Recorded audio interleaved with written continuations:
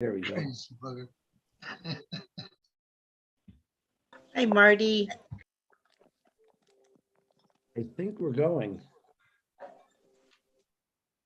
There we go. Hey. Welcome back, folks, to ONPASSIVE. Oh, bless. This is the 1,955,000. I don't know. We're up there for Oh, bless. We've been doing these things nonstop. It feels like a million. I want to do 100 million more. I want to welcome you all to the Oh, bless show. It's always wonderful to see the same faces and some new faces. Tonight we have, you notice I'm trying to touch different countries, different part of the world. And I'm not even sure tonight. I know Grace is from, she lives in Germany, but I think she is from Ghana. She's gonna have to explain that better. And wherever she is from, whatever she's talking about with her group of people, individuals, stay back, get your popcorn going, enjoy the show. I think they're gonna all teach you something on what they want to do. So Grace, on that note, the show is all yours, young lady. Thank you so much, Brother Chris. And thank you everyone for joining. Again, my name is Grace Christiansen. I am from Ghana, but I live in Germany here in Frankfurt. And I'm here with my team today to present what we have for the Ghanaian community in abroad and also back home. Because we came to ONPASSIVE and we saw the opportunity, and it's really amazing and it's helpful. I know we can help a lot of people. So me and my team, we planned to do something for mankind, to also help mankind. So that is why we are here today. My voice is not so good today. I'm sorry, I'm not feeling well. But I'll first introduce Anita to bring what we have, because we are a team. So we did all together. So I have about 5 people. Don't get bored. It's going to be really amazing. Thank you so much for having me today. Anita, please go ahead.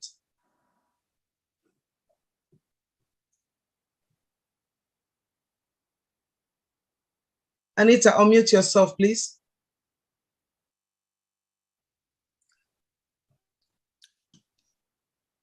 Okay, there was a little bit of a delay. I'm not too sure if it was just on my end, but I believe you did say my name, Anita. My name is Anita Aboa J. Just to clarify, the last name is Aboa J. I reside in Canada. I am part of the Team Ghana Yes Go ONPASSIVE. And today I am here to bring you a presentation about the things that we would like to do for Ghanaians abroad, as well as Ghanaians back home. So the first thing that I would like to talk about today is affordable housing in Ghana. And it's an urgent concern despite the growing in the economy. Income failure, such as people not being able to have wide range of jobs available to them. So we decided to include affordable housing on our list of things that we would like to include on our OBLESS. There is a huge housing shortage, a lot of homelessness, especially with people migrating from the rural part of Ghana into the main cities. So it is very crowded in our main city, which is Accra, Ghana. So this is why we want to attempt attacking this crisis and create a housing program that will be long-term and help especially working women as well as men in various households and better living acceptable conditions. So right from affordable housing, I will move on to technology. And I want to talk about what ONPASSIVE is doing when it comes to artificial intelligence, as well as how Ghana has developed in terms of technology. Technology has produced an increasing I'll say, increase in income and wages in the past 10 years in Ghana. And we see that it is growing rapidly, and development is also improving in those areas. Aside from that, the internet has created a very wide availability to people creating outside incomes for themselves, especially with YouTube and Facebook now available. So basically what I'm trying to say in a short form is it will be a big boom for ONPASSIVE to be able to tap into the technology development in Ghana, because it is going to be the next big boom. So why not make ourselves one of the household names when it comes to technology in that part of Ghana? That is technology. The third thing that I would like to talk about today is financial education. So a lot of us know, even here in the West, financial education is not something that we are really familiar with. You hardly get to learn about finances, even with master's degrees and tons of university or whatever. You just never get to learn about your financial education. So we would like to tap into that and help teaching ways to manage our finances, sharing available resources to our peers and citizens, improving in the part of employment when it comes to financial aids and resources, and also help them write resumes to connect with various internships and different experiences in the workplace. Aside from that, we will also like to do small business startups. That is all part of the financial market, and help small businesses attain a business startup for themselves. And we believe that this will make life more manageable and more easier for various groups of people. I'm going to add rural Ghanaians face a lot of challenges when it comes to accessing quality education. It is also another thing on our list due to so many families focusing on the things that we have on the land, like the materials that are available, especially when it comes to like fishing and farming. Majority of families tend to focus on making sure that their children are part of their businesses. So it just makes it very hard for kids to go to school, especially in rural Ghana. And with this, it's because of incomes that are not available for these families. So what they would do is they rather send their children to work so they can make money to support the families. So due to that factor, we also want to implement education and building school infrastructures for young children that are not able to receive the best education that they need to advance in life and just to be better citizens in their community. So we want to help in supporting education initiatives, as well as infrastructure that will include renovating various schools that are already been built, or helping classrooms and supporting teachers with basic foundations that will help them to be more knowledgeable to help these children and their futures. Aside from that, we want to give every child an opportunity to be able to just have that opportunity to say, you know what, at least I got a chance to be educated, and now it's up to me to take that to, greater means or greater ends. So we believe that it's very, very important, especially education. And this is something that Bless Ghana will be able to help focus primarily in that area when it comes to schools for kids. So I'm going to pass the microphone over to the next person in line. I hope my presentation was clear. If you do have any questions for me, I will be more than happy to answer them after the presentation. Thank you. Wonderful, Anita. Go ahead. It's your show, Grace. You run it. All right. Belmina, please, can you unmute yourself? Thank you. My voice. Hi everyone. This is Wilhelmina. Hello. Hi, we can hear you. We can hear you. Please go ahead. Yeah. Hi, good evening, everyone. This is Wilhelmine. I'm from US, and I am presenting myself to Oblast because, as my sister already said, I am in with this Oblast and ONPASSIVE to present to you guys, everybody here, about drainage system.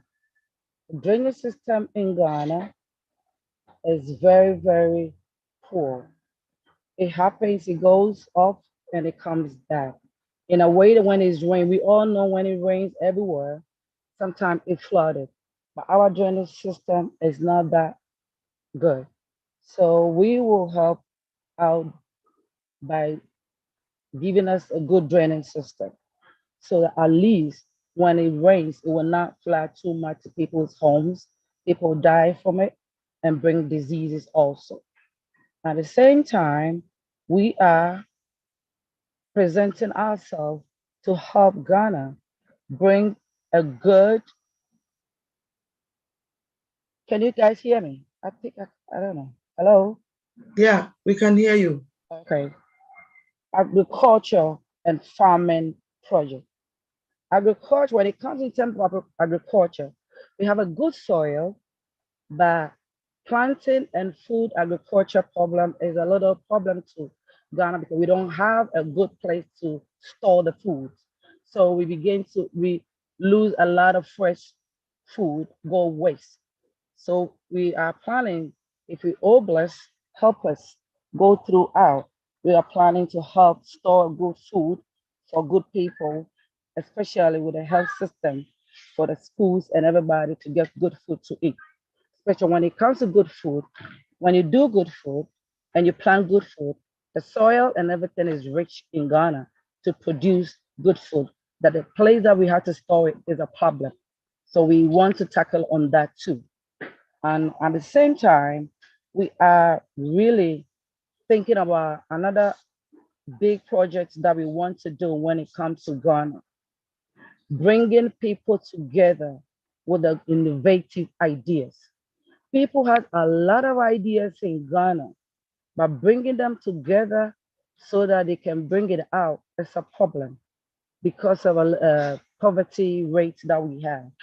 So when Oblast and ONPASSIVE that we are in to join together, we know with that we can bring people together with innovative ideas.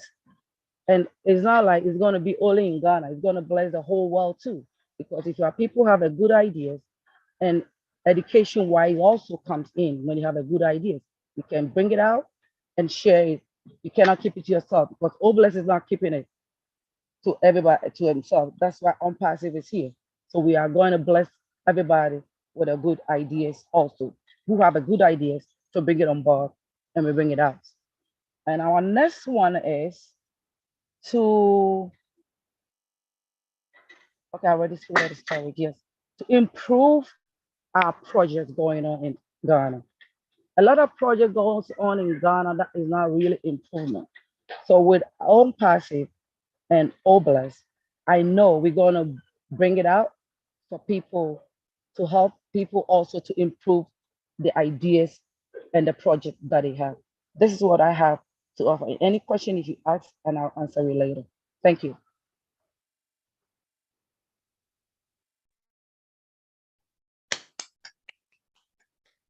Thank you so much, Balmina. Please, the next on board, it's Frank Amposa. Please, you can go now, please. Thank you. Thank you, Sister Grace, and thank you, everyone. It's wonderful being part of this community, especially the faces. I see everybody smiling. Who wouldn't want to be part of this community? This is more than a business. It's a family, the connection that we have. Well, back to Ghana. My name is Frank Ambonsa. I'm a Ghanaian, but I live in New York City, in the United States. My colleagues have already begun talking about the things that we want to do for our community in Ghana back home. One of the main things, it's our communities, especially in the rural areas, lack health facilities. Most of these facilities we have are in the cities. They are very far away from the villages and the communities where the local people live. So one of the projects that we've taken on board is to build mobile health clinics in these communities. Just imagine a pregnant woman in labor having to walk or travel about 10 miles to the city, to the closest district for medical attention on an unmotorable road. Or just imagine a farmer being bitten by a snake or having an accident and has to be put on a motorbike, travel for about 10 miles to the nearest district for medical care. These are some of the things that we have back home in Ghana. And this is what we want to address, because ONPASSIVE, through OBLESS, has given us the opportunity. One major thing, apart from the health and mobile clinics, is we also want to, in this modern age of computer age, most of our people, our youth, Ghanaians, lack computer knowledge. Some people have not even seen a computer before. What they've seen is virtual, they've seen it online. Although they are computer students, they are learning computer, but they have not seen the computer itself. So we want to make sure that every child going to school have access to a computer. So right from the beginning, they'll have the computer knowledge, to be able to do their research, to be able to get in touch. The world now is a global village through AI. So we think when we're able to empower our youth to become computer, savvy, we'll be able to develop our country or take it to a higher level. One other project that we want to talk about, or we've taken on board, has to do with the agricultural farm projects. In Ghana, what we have the soil, like my sister said, we have the land and we have the labor. What we lack is the technical know-how, the machinery and equipment. So this is what we want to help our people with. Our forefathers have been farming for ages, and they've been involved in peasant method of farming, using these small cutlass equipment. So even though there are many people, we have the land, we have the resources, the manpower, because we don't do mechanized farming, if I may say, we don't have the technical know-how and use the equipment to do large-scale farming. We have the land, but yet we are hungry. If we have the technical know-how and the manpower, we'll be able to do a large-scale farming to feed our people. We wouldn't have to go somewhere for food because we are sitting on a good soil. So these are some of the things we want to do. Another project is to provide storage facilities and then also processing facilities to add value to our products. Most of the farmers, even when they're able to farm and produce, they get to a stage, their product gets rotten because they cannot consume all and they cannot sell everything. So what happened is that, what do they do with the rest? They don't have any facility to process it. They don't have any storage facility. It's not easy to build a silo. It's very difficult when it comes to those things. So these are the things we want to help our people to be able to have all this, so that when we have the produce in abundance and we're able to sort them at a later time, when there's shortage, we'll be able to lean on the buffer. And then also, if you're able to process it, we'll add value to it, and that's going to last for a longer period, and our people will be more sufficient. I believe this is what I want to talk about. I'll leave the rest for my colleagues to take it over. So Mama Grace, over to you. Thank you. Thank you so much, Brother Frank. Thank you. Please, the next online is Mr. Edward. Please, Edward, can you please unmute yourself? Thank you. Okay, thank you, Mama Grace. And my name is Edward Ampadu from Ghana, and I live in Germany. And what I would like to present today is borehole drinking water. Yeah, in Ghana, it's not common to have a tap water in every household, but we can have more boreholes, drain more boreholes. We can help the people there to have a good drinking water, because if the people have good drinking water, it saves life and it saves money. Why I'm saying that it's life? Because when I was young, at the age of 18, I was back then in Ghana, a good friend of mine died, and it was through, he got a typhoid fever, and it was through bad drinking water. So when this guy, this friend of mine, had a good drinking water, he wouldn't have passed away. But due to that, he's no more with us to even enjoy ONPASSIVE and the blessings that you're going to receive. And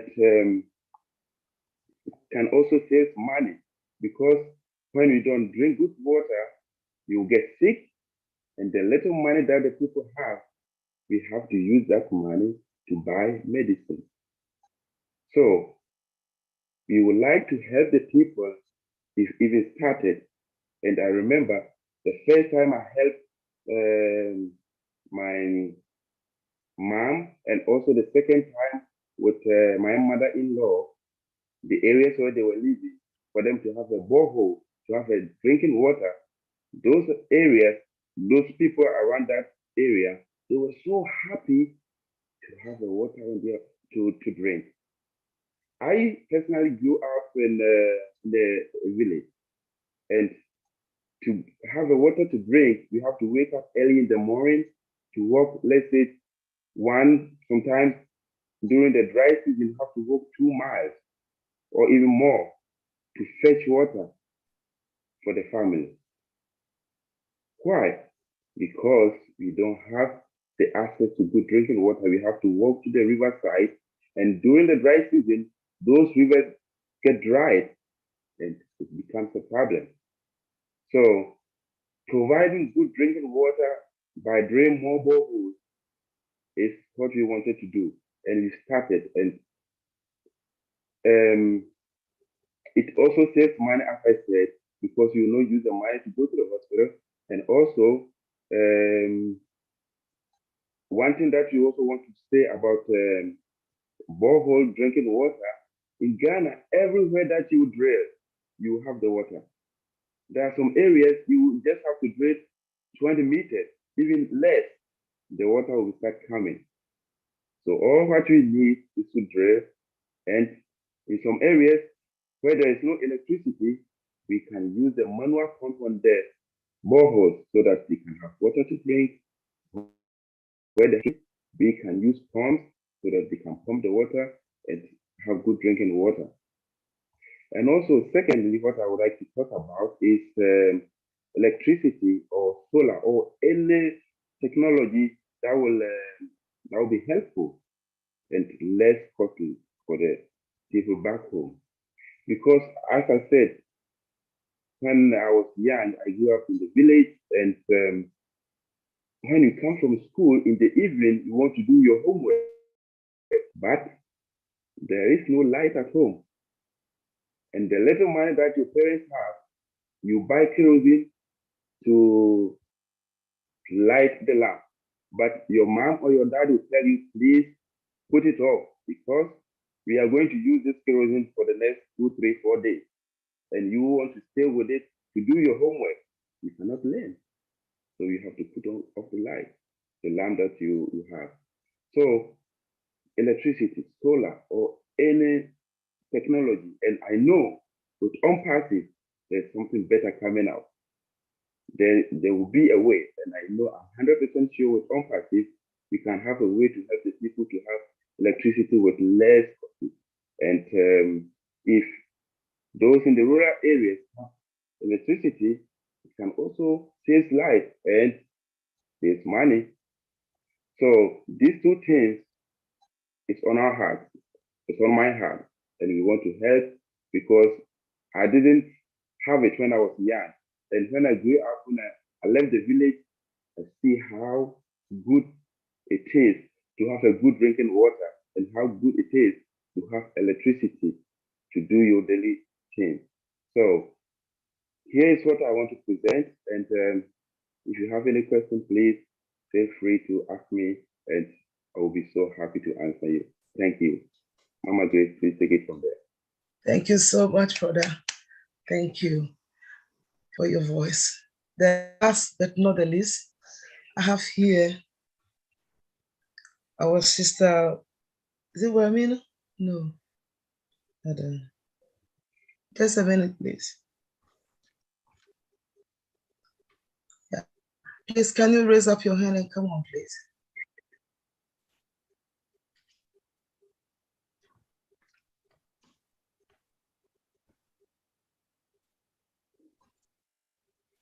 Is it Georgina? And it's supposed to be Laurentia. Laurentia. Hello. Good evening, depending on American time, wherever you are, good day, and God bless you.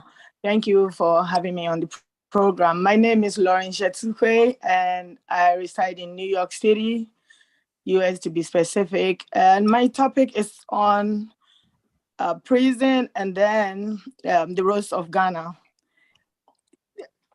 The role of road transport in economic development affects a lot of things in Ghana. Like there are places in Ghana where there are no roads. The roads have, those that have roads too, the roads are very bad and it's so hard for everybody to be able to move from one place to another. I remember when I was pregnant with my first child, I was going to the hospital and the car had to break down on the road. It was so difficult for me. So from that time, I started developing interest in the roads in Ghana, thinking of how I would be able to help.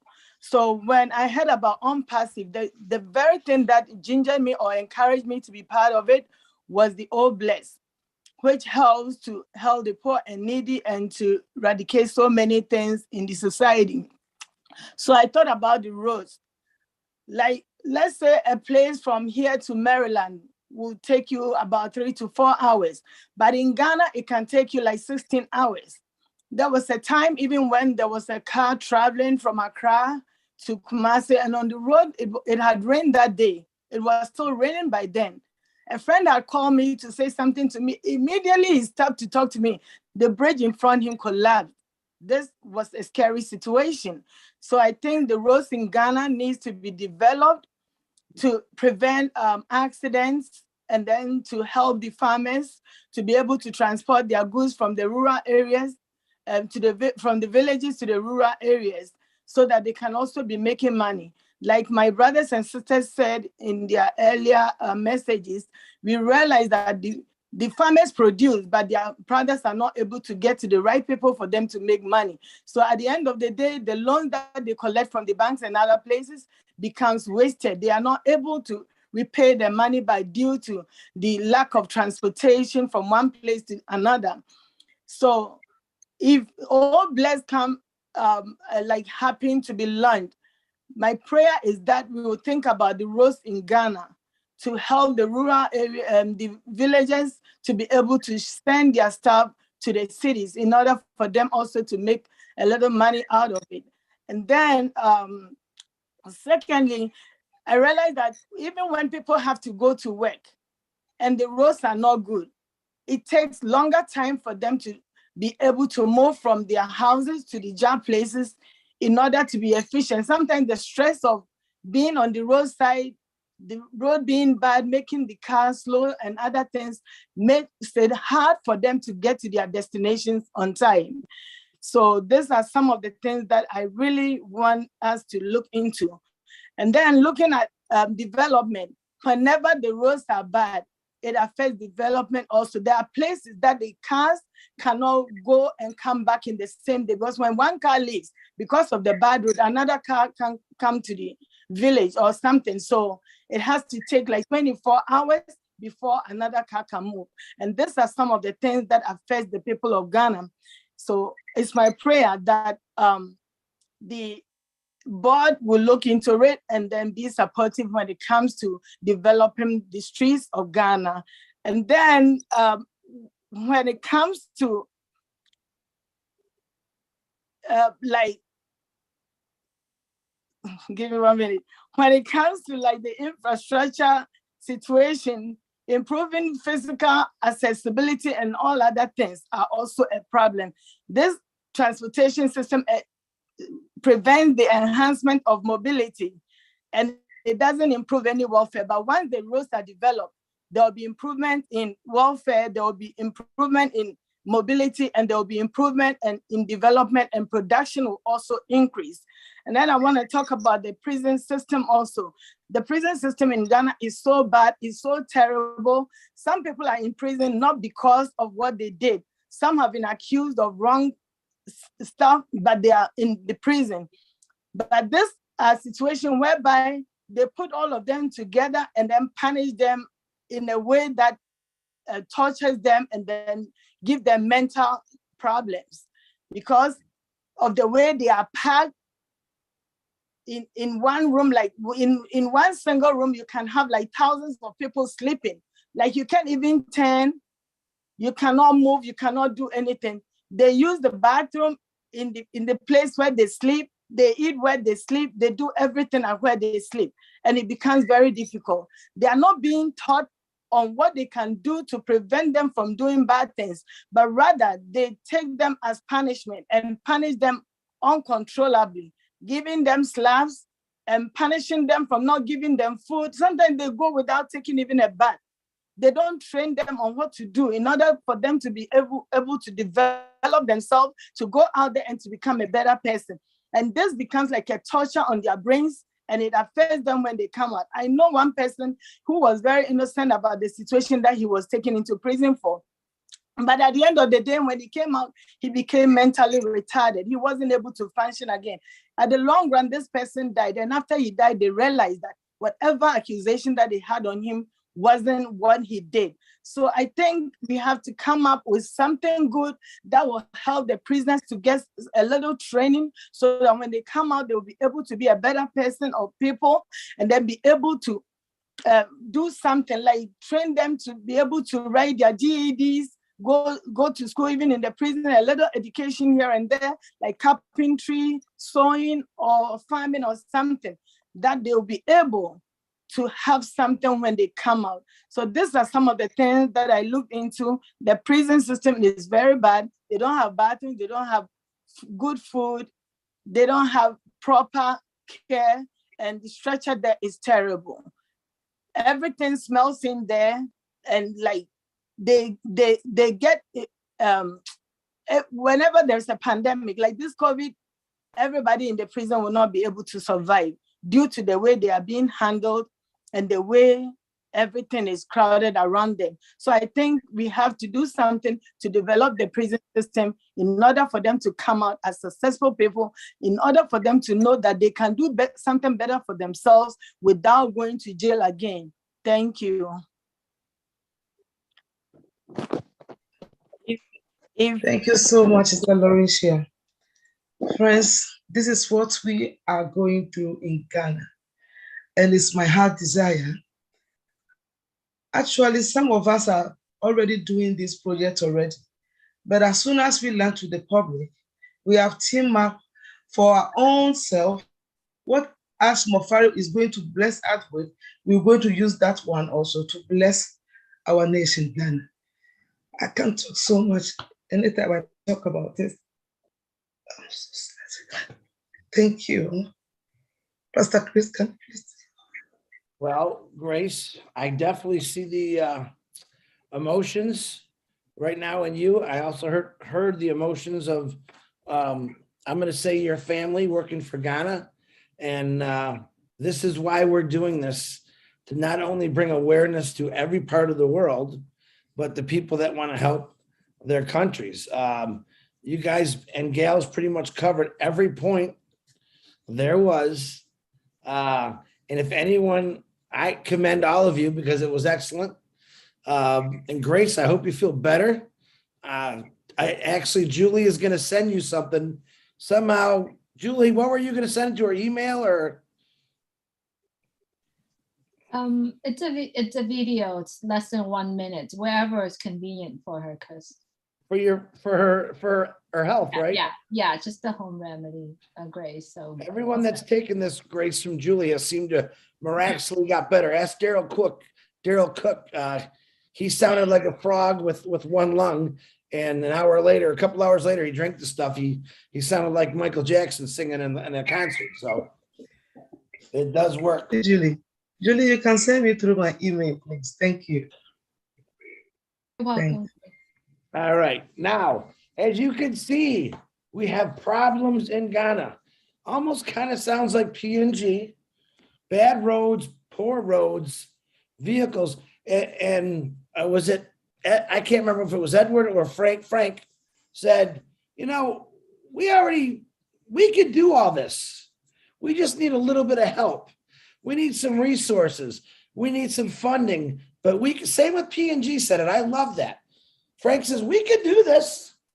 We got people capable of doing this over here. We just need a little funding to help out. I mean, Ghana has got one of those soils that you can grow houses on. That's how rich these soils are. And it's a shame that, and of course, since the beginning of the time, Ghana's probably been like this. And why doesn't anyone ever try to fix it?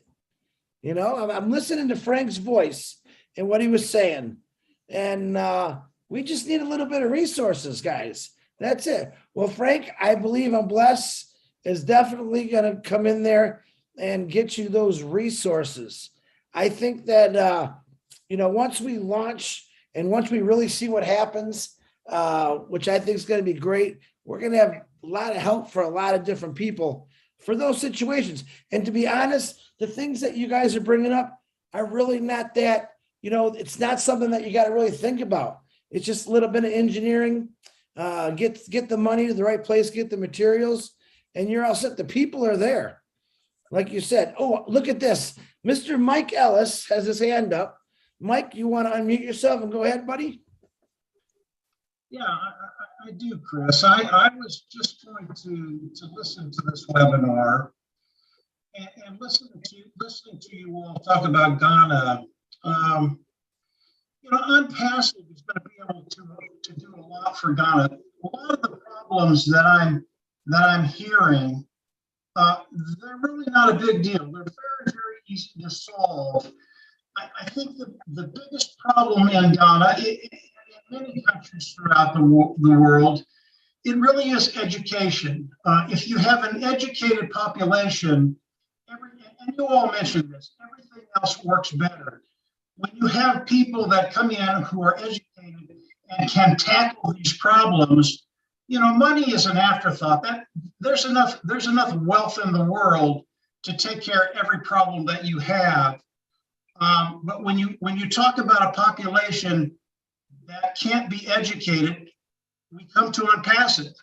Because of O Academy, you're going to be able to go in and give every child in Ghana a very high-class education so that they understand there's a way forward for whatever talents and abilities they have. When you talk about the water problem, when you talk about the farming problem, I listen to you talk about the farming problem, and Ghana has skilled farmers right now.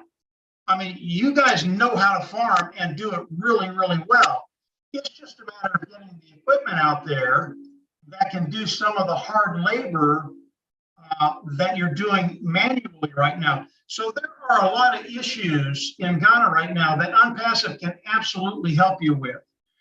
But the biggest issue, I know governments, I know cultures, and there's always a clash there, and there's always some bit of corruption there. And when there's corruption in the government, it's really hard for the money to get to the people. And that's why you have to kind of segregate again away from the government and start tackling these problems on your own. ONPASSIVE can do a lot of things to help Ghana and the people of Ghana. But in the end, the people of Ghana have to stand up and take responsibility to do some of these things, even though we can bring in the finances for all of that. And that's a process. It doesn't happen overnight. I know Ghana is not primarily, but over 50% a Christian country. There are Muslims in there and some other things in there. The Christian community, if they can come at these problems in love, bringing people in to solve these problems, ONPASSIVE can do a great deal for that effort to take care of some of these problems.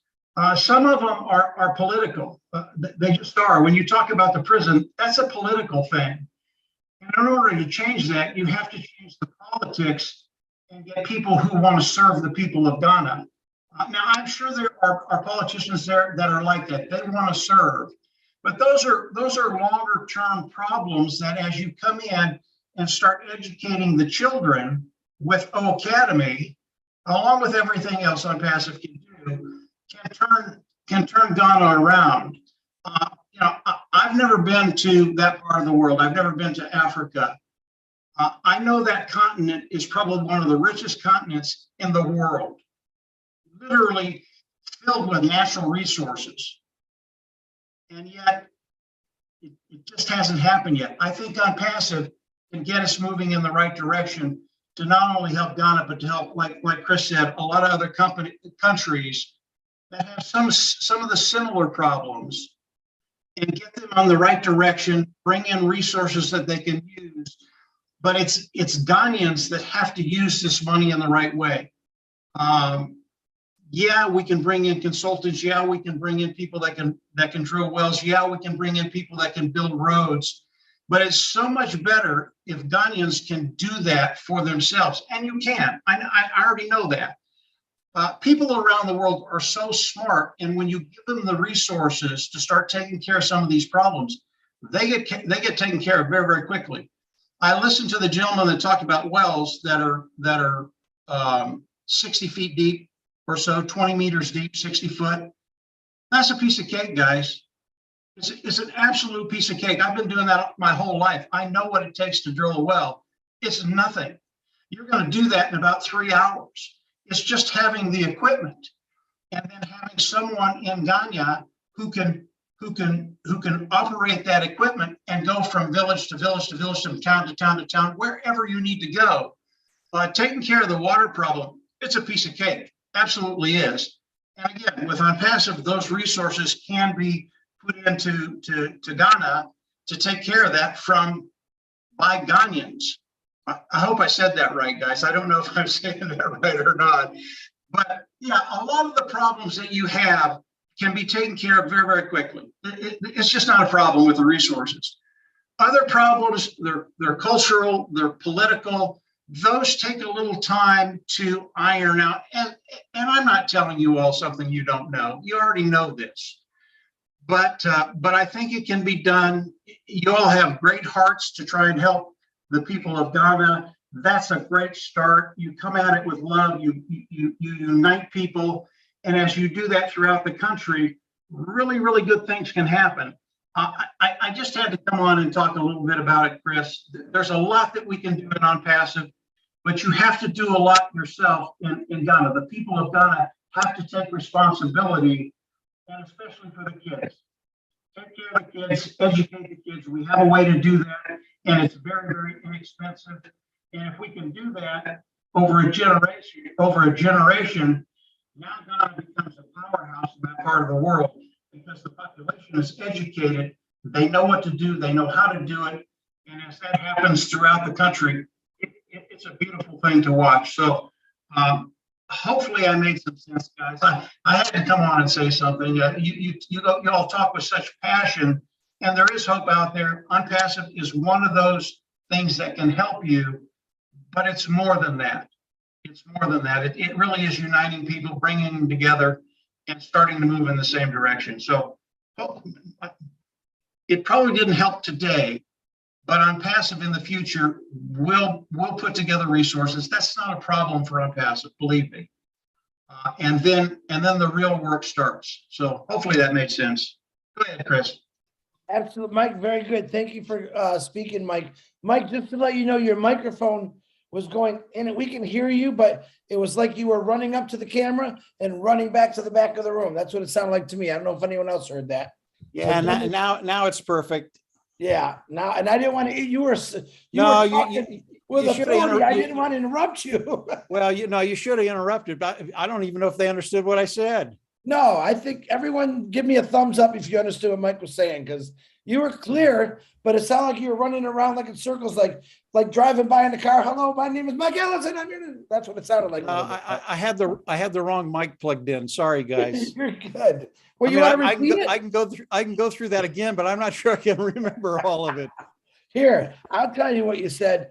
You actually touched the one thing I want to relay. There's a great deal of hope out there. ONPASSIVE is part of that hope, and things will happen as we go into the product launch to the global market. Not only for you founders, and you're going to have a lot of apples to help out with these problems too, but with all the founding members, there'll be plenty of resources. Believe me.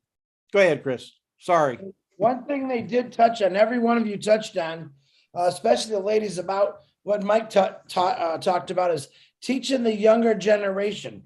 You know, every one of you made that point about educating the younger generation, which really is the key to success to the rest of the world. I mean, us old guys, we talk about it. We want you young kids to, get out there and do a little bit of the work, because we've gone through it. Our jobs is to make it better for you, and your jobs is to make it better for the next generation. So the more we educate our youngsters, and I'm saying young kids from an early age is a great thing. So, but education is a key to many successes. If we can pass these great things down to these kids, no matter what country you live in, that, kids are like sponges. They hear everything and they learn everything. So it is a great thing. But Michael, once again, thank you very much for talking. I appreciate you. Well, we got some hands up here. All right, Miss Julie Wen, go ahead and unmute yourself. Hi, hello everyone. Sorry, Chris, I did not notice I put my hand up, but I'm gonna say it, that our CEO, Mr. Ash Mufarad, has created ONPASSIVE, I believe, for the younger generations, for the future. So I believe education is something that is the core of the next generations. I'm so glad that all of our friends from Ghana, from all over the world, that talk about Ghana, and we appreciate that you are bringing the awareness to all of us about how we are dealing, how people are dealing with around the world. I believe if we are completely 100% plugging into ONPASSIVE, as you are passionate about the charities work that you are planning to do, focusing on what ONPASSIVE is creating will eventually making the biggest impact on what you are doing. I believe, all of us know that when ONPASSIVE launches the values that we are creating, money is no longer a subject.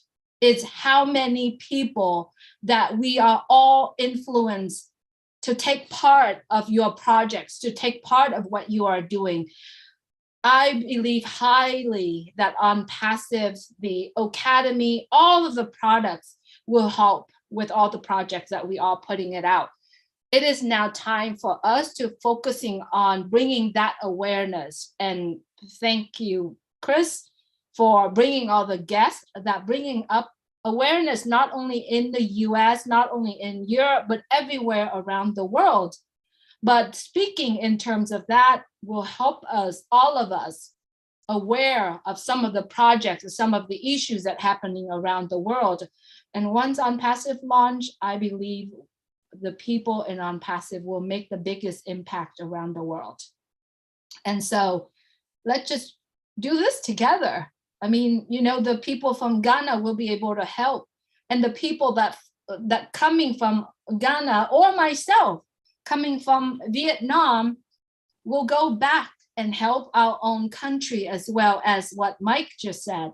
And I believe everything that if we are focusing on what ONPASSIVE is offering in terms of values of products, of, you know, not only Ghana, it's going to be Africa, it's going to be the entire Papua New Guinea. We are all getting together to bring that awareness and to be able to influence people that are listening. So beautiful work. All my friends here from Ghana and around the world that getting together. Awesome, awesome work, Chris. Thank you for doing this every week. That's all I have, Chris. Thank you very much, Julie Wen. Great words. Even though you didn't have your hand up, or you handed up, you said some pretty good stuff there. Really, that's what it's about, guys. Taking it to your home country. A lot of us live in the States or Canada. A lot of us have family that live in Ghana, Papua New Guinea, Vietnam, parts of Africa, all over the world that have struggled since the beginning of time. Right now, it is up to us. When ONPASSIVE flies, all right, so are we. We're going to fly to all these countries, literally. So the 6 or 7 people that talked tonight about Ghana, that is a huge start and part of what you're going to do over there. So don't forget that. Okay, Tim Dillon, kindly unmute yourself, please. Hello, Chris. Hi, buddy. Hey, you got my text, I'm sure. I sent it to you in the chat. But anyway, I have a very dear friend who is actually from Ghana, and she's told me about things that happen there.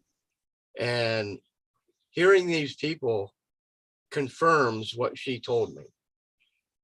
And Mike, you are dead on. It's going to happen for those people. But I think OBLESS is going to be a great help to them getting machinery, getting those kind of things that are not financially accessible right now. As they get those, they have very skilled people who can operate and make those roads better. They can farm the land. And hey, come on. We're in the US. We grow the most food in the world. We know how to farm. We can put that on Academy, and we can teach them how to farm and how to do it in a way that protects the soil they have. I think it's wonderful. Oh my goodness. It is such a beautiful thing that could happen across the globe with this information, because as we've said before, you can give someone a fish, but if you teach them, they can have a fish every day. I guess that's about it. Very good. It's a wonderful family to be in. Tim, very good. I did not see your text in the chat or on my phone, so I'm not sure where you sent it, buddy.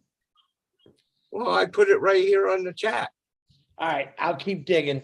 I'll find it. Thank you, Tim. Appreciate your words, brother. Hey. All righty. I care. I care. I know you care. I know you care, Tim.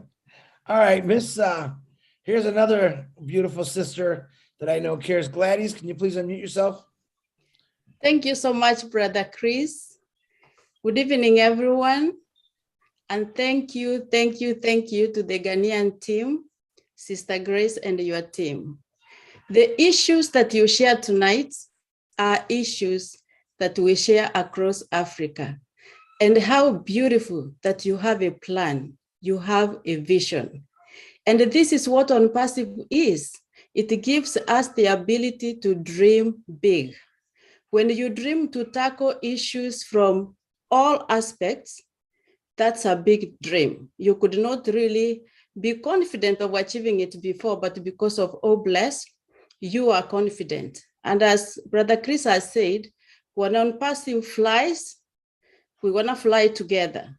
When we begin, when we fly, let's also uplift one another. I am passionate about agriculture because agriculture is the backbone of the economy in Africa. When there is no food, it spirals to so many problems. It leads to diseases, people becoming sick, especially children being malnourished. It leads to lack of finance, causing poverty, especially for the farmers who depend on farming. And as one of the presenters said, it's a shame because Africa, we have the soil, we have the labor, we have the rain, good number of months in a year. But because of no processing and storage facilities, people enjoy food half of the year, and half of the year, some people die because of hunger. So I can't wait to see, I could speak over what you said just to top up, but there's no need. Just know that we are together, and as a team, we're gonna fly together to Ghana, to Nigeria, to Kenya, to Michigan, to everywhere in the world where we are needed. That's why ONPASSIVE was started. It's a vision for the world for us to do good. Thank you so much. Nice, Gladys. Wonderful. Love the way you speak. Always excite me. Glad to have you in this blessed team here. All right, Willow, you're gonna have to follow that. I'm sorry, but go ahead. You just did it to me, didn't you? You know, I wanted to refer to what Mike, our good friend, Mr. Ellis, was speaking of, the political aspect of contributions, for one thing. Here in West Virginia, we have poverty that's at a third world country status. Our community has been predominantly, where I live, are farmers, and they have little plots of land back out in the hollers. They don't know how to produce food for the masses or how to get it to like a farmer's market and earn a living from their land. They've been taught that the only thing that's worthwhile to them is being a coal miner, digging in the ground, working for somebody else.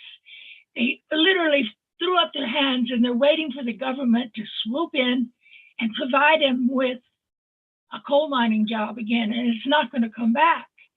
So we're dealing with ignorance, really, and Mike was really profound when he said education is the key, and they have to help themselves. There are some families that are learning new skills, but they have to learn how to use their land in a good way to produce, like microgreens, for example.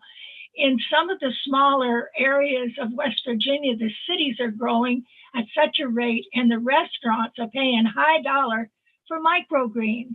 People that have 5 acres can earn up to $100,000 to $200,000 a year just producing microgreens. And so I think we have to look at poverty by the community that you're in. And I'm looking into teaching farmers how to take care of their land. I really think that O Academy is going to open doors for the uneducated here because they don't have shoes to go to school. And they won't send their kids to school. They'll hide them in the back hollers to get them to work. So they'll work for just bare minimum wages at things to get enough food on the table to exist. So there's a whole new education system coming for those that do not understand that the government is not going to take care of you, that you have to take care of yourself. I know that sounds terrible. When I look at Ghana and I look at all the other countries and the water problems here are due to the government and blasting our wells. Our well water is just useless. You could dig to China and it's still polluted. And the same with Flint, Michigan, for example. But there are resources out there that are going to really, really cover these large problems. And that's another thing that OBLES can do, is get the financing for water reclamation, for wind, solar generation, for out on the farms where they can take care of themselves. We have a lot of rural people in West Virginia that are good to the bone, but they have no idea what to do. They've been coal miners all their life. They work until they don't have any lungs left. And they want to go back to that because it's all they know.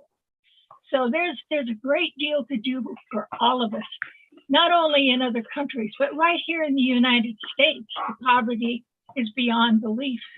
And we're going to make a difference. We're going to make a difference because of our hearts. Every one of us on ONPASSIVE are motivated to help anybody. I hear Marty say, I'm going to go and help my neighbor. And, you know, just that thought alone, when we bring OBLES to those families, like I work with battered women in battered women's shelters, and they have children in those shelters that can't even leave to go to school. So we can provide things like that for people instantaneously. We can create projects to help those kind of things.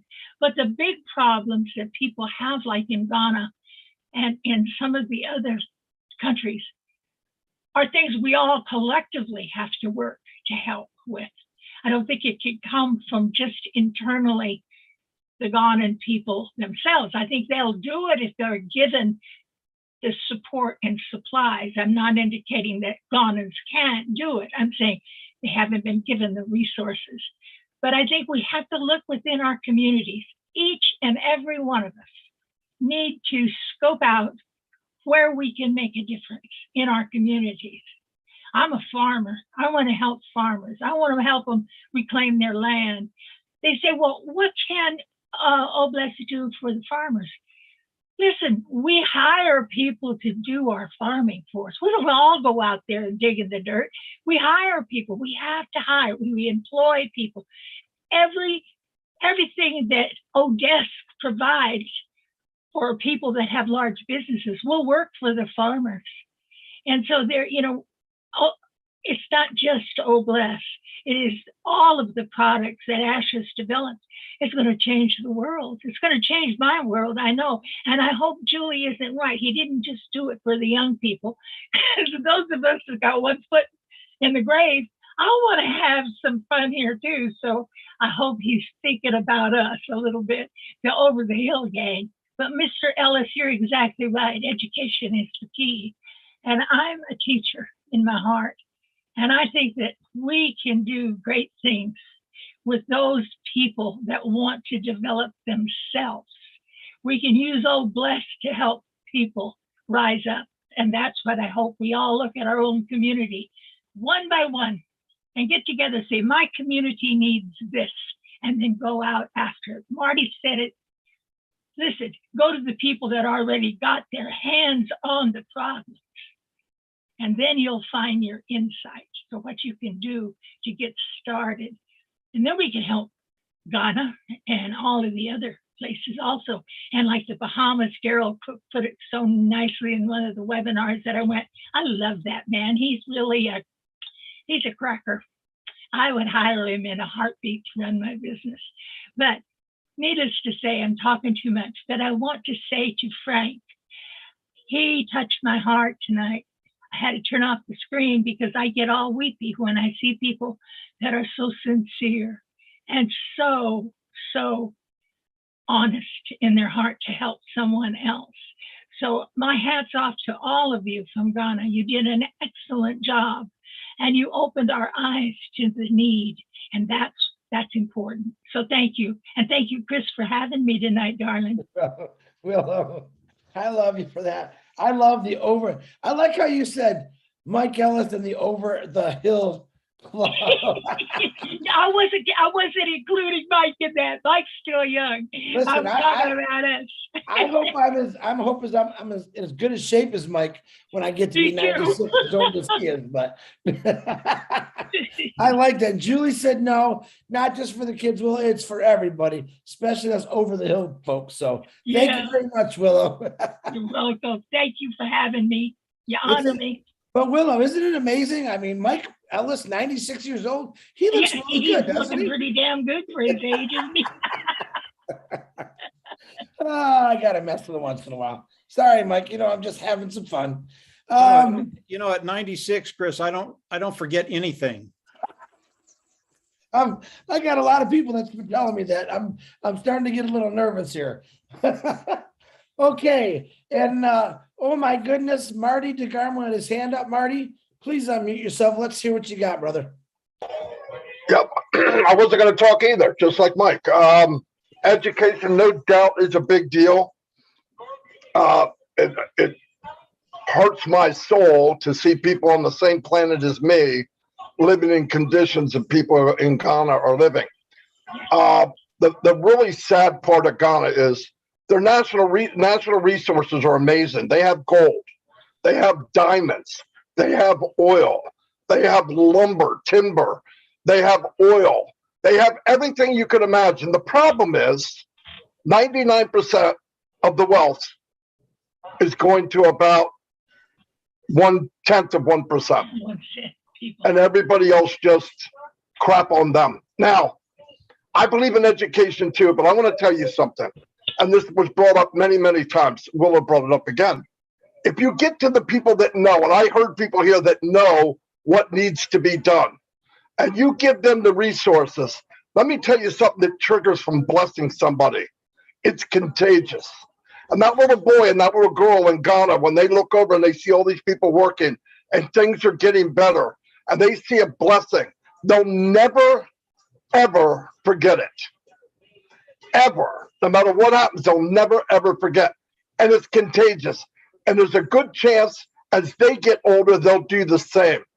With education, if you can get in and feed the people and give them water, we can work on everything else. Big problem in Ghana right now is migration.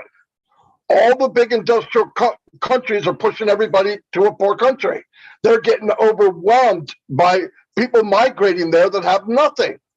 If you go look on the news or anywhere you go, there's these little cities that they built with nothing, a bunch of people living around with nothing, but it can all be done, like Mike said, the wealth in the world, and Ashley Barr said the same. The wealth is there. We're not creating wealth. We're just going to rake some of them over to a different part of the world. That's all. And if you get it in the right hands, these people that talk tonight, they can aim it at where it needs to go. And let me tell you something, education also changes. In the long term, education will change who's running your country. I'm going to give you an example. 5-10 years ago, Gaddafi was the ruler of Libya. Because of education and internet and people getting educated on what ways, the way things should be, he's no longer on this planet. And it had to do with education. It has to do with what people can know and will know. But feed them, give them water, get the money in the right hands. You don't need to reinvent the wheel. There's people right now working everywhere in this world with nothing, spending 99% of their life helping others. You hand them the resources and they will blow things up. They will make a big impact in this world. And then get them in an education they can afford, because they'll be able to, and get them they start learning that it should not be this way. People expect it when you're born that way, you're raised that way, and you're in this hell year after year after year after year. They don't know any different. But education can take them out of that thought. But how that starts, give them water, give them food, bless them, and they will feel that blessing. And trust me, the blessing will go amongst everybody on the planet as strong as anything else in the world. Trust me, as strong as anything else in the world. And they'll never forget it. But it's a beautiful country. They have some of the most beautiful beaches in the world in Ghana. But what do we see on the news? Sadness, people suffering, and listen, the wealth is there. ONPASSIVE is a rake. We're going to rake the wealth from other parts and rake it over into Ghana and give it to the people that understand what to do with it. If you give it to them, it will be done. And once you get moving, now you're changing the education. You're changing the way of thought. I don't deserve to be treated this way. It can be better. It's a long road, but it starts with blessing one person, and you do it over and over and over and over, and it'll change the whole world. And we're on a platform that's going to make the biggest impact on the planet ever, ever, ever. Is it going to change everything in one day? No, don't be foolish. But we could change one person every day times one, a penny a day, 30 days is $5 million, over 5 million. So that's what you do. You just take it one step at a time and put it in the hands of the people that know what to do with it. No, you start fumbling around. Oh, I don't know what to do. You're right, I don't.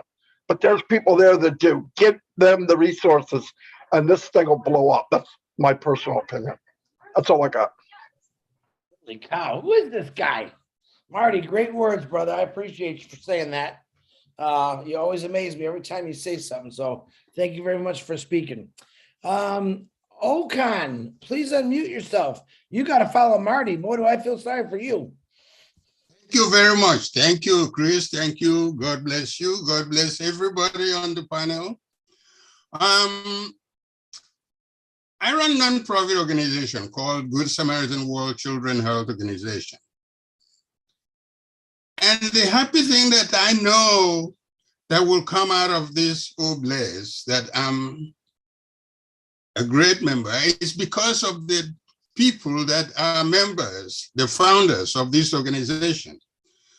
As Mike Alice and other people said, those of us that live in this country have seen so much money poured into different countries in Africa. Yet, instead of getting better, the situation gets worse.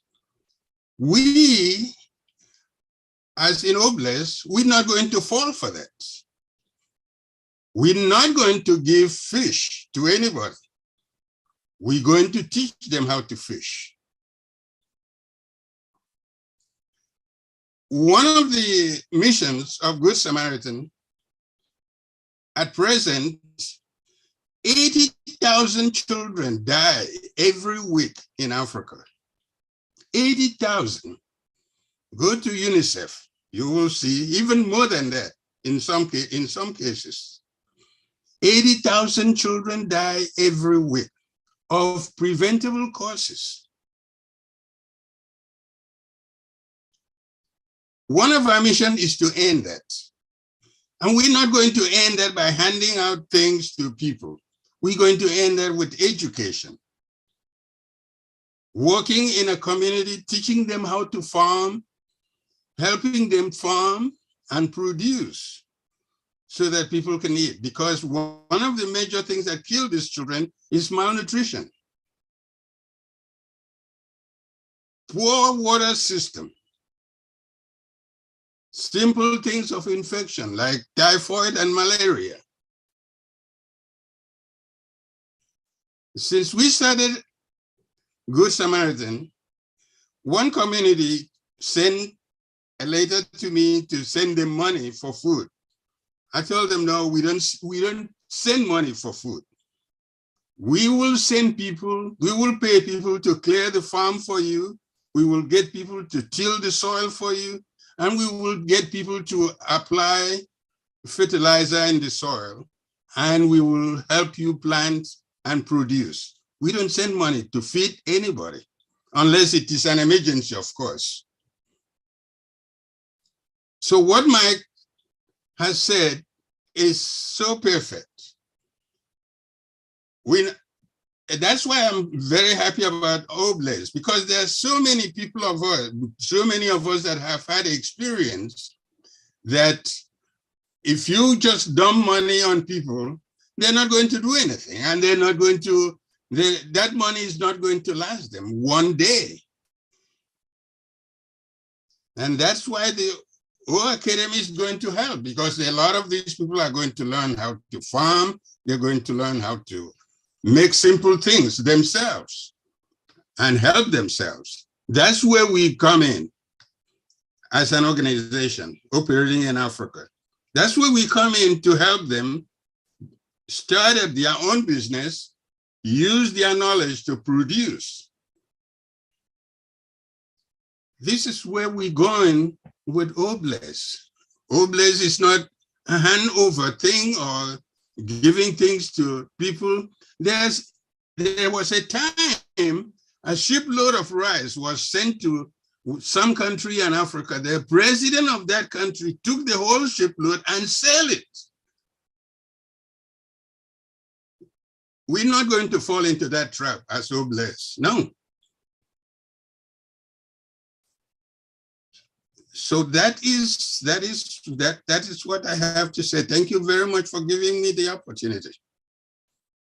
You're welcome, Okan. I agree with you 100%.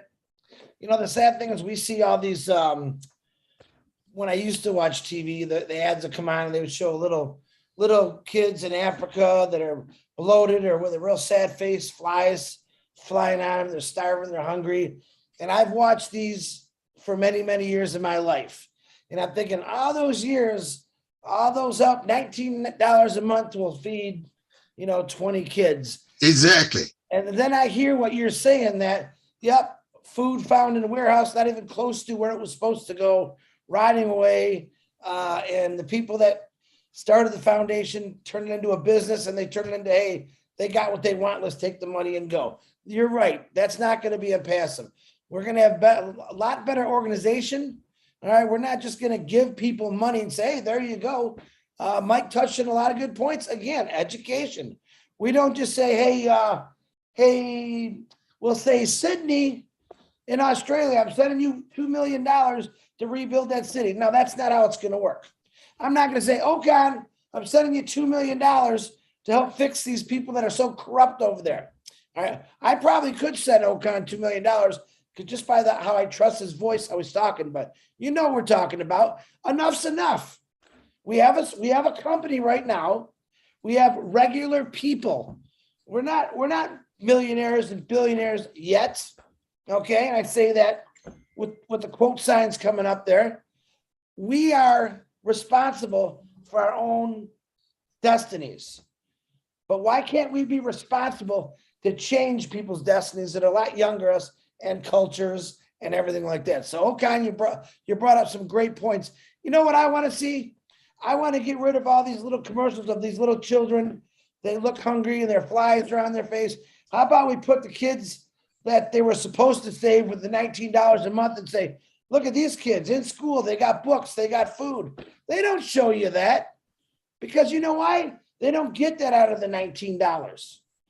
A lot of it is it's just BS stuff they show to get some kind of money going somewhere. But technically, we're going to do a lot better. And I promise that I die, That is why, Chris, I changed the name orphans. We don't call children orphans because nobody is really an orphan. If you step into something and try and fall, you don't call your father or your mother. The first person you call is, oh my God, what happened? That means you have a father and mother. Right. So we changed the term orphan because orphans in some African countries is to designate those who eat the debris, the leftovers that are not good. Those are the orphans. The money that you send to help orphanages and all kinds of things that they set up there doesn't get to those children. Those children are not sent to school. So we change them. We call those children children of hope. There are no more orphans. We don't call anybody orphan so that you can give them some dirty food. I've been a physician for 30 years, and all those 30 years I've worked as a volunteer and a humanitarian worker. I studied everything and I put everything together and I started Good Samaritan World Children Health Organization to change. The organization is a change. We call it one love because nothing else works but love. There is enough food on this earth for everybody, but some people take all the food and they don't give anybody because they don't have the love to share with anybody else. Absolutely, Okan. So, Okan, I appreciate your words. Okay, guys, we got about 12 hands up and we got about a half hour to go. So I'll try not to talk as much and let's get y'all in. I want to make sure everyone gets heard today. Dr. Benny, please unmute yourself, my queen. Thank you so much, Brother Chris, for giving me this opportunity. Good evening, good morning, good afternoon to my brothers and sisters here. I want to take this special moment to thank all our Ghanaians, excellent thoughts, excellent presenters. Because of what you guys have noticed, what has happened or what is happening in Ghana, to tell you the truth, it is happening all over the globe, especially in Africa. And what I have noticed is that the president controls everything in all over the globe. I'm talking about Africa. So my question is this: with all the projects that I have noticed that Ghanaians have, I'm wondering why nothing is changing with all the projects. Now, what I noticed about, or what I heard about education, as everyone knows that it is very important, especially for our children. Education is the key to success. Without education, to me, I am nothing. To be good is not good enough. You have to exceed expectation. So these children, they will need this education. They will need the school, right? They will need food, water, and everything. So do you think that, Obless, we do understand that because of our CEO, we have Obless, we have Academy. Now, do you think that with the resources that we have, do you think the government will allow you to build, let me say, the prison, build schools to our children? It's my own question, please. Anybody want to answer that question? Mike Ellis, you look like you're thinking real hard on that one right there. What do you think? You know, when you start talking about politics and culture, especially in this world, there's so much corruption around. And to take care of that corruption, it really takes the whole country to come together, the people, not the politicians, to come in and force change in a peaceful way, not violence, but in a peaceful way. And it's a process. You know, when we talk about education, you don't need a school to educate children. Can we get a ton of computers in Ghana? Absolutely. Can we get them in front of kids? Absolutely. And if you can do that, now we have the ONPASSIVE Academy platform that can educate. How do you educate? I mean, how do the Ghanaian people want to be educated? I don't know. I know supposedly you live in a democratic republic and that the politicians serve the people. But obviously they're not serving very well because there's so much wealth in that country. I mean, it's unbelievable the amount of wealth, not only natural resources, but the wealth in the people of Ghana. We don't need to teach you how to farm. We just need to give you the equipment and teach you how to run the equipment. You already know how to farm. You probably do it as well as anybody around the world. So it's a matter of getting to the people, pushing the government and the corruption out of the way.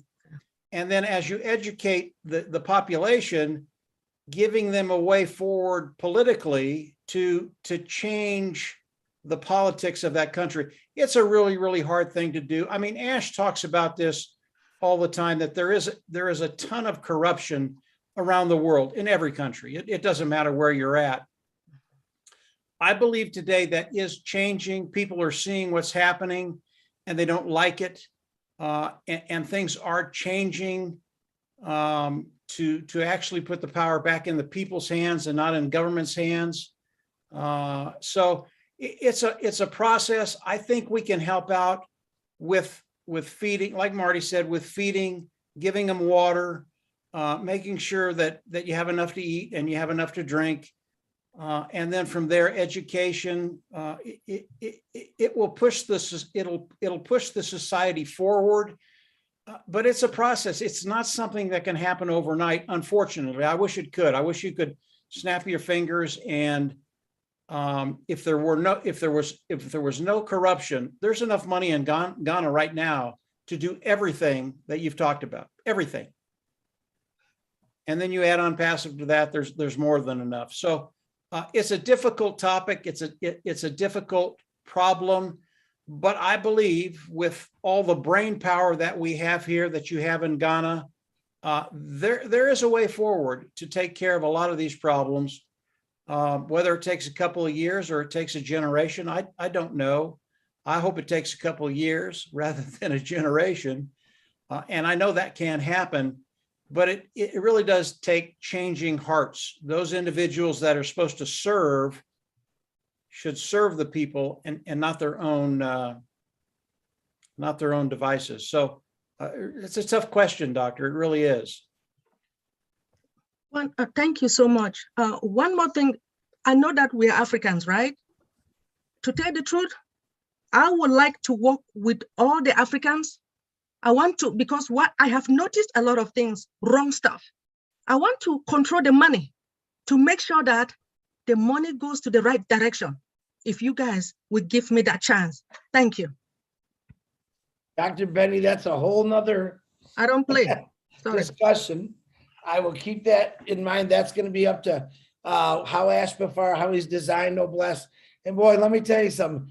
Anyone ask me that same question again, I commend you for asking that, Dr. Benny, but let's wait to see what Ash, his system that he's going to have for Noblesse, and we'll go from there. But it's not going to be one individual. Let's put it that way. But I appreciate your words and your question. And Mike, thanks for helping with that answer. Chris, can I say something? Go ahead. Thank you. As Mike earlier said, in Ghana, we operate in democracy, and the president or the leaders are supposed to serve the people, but unfortunately, it's the other way around.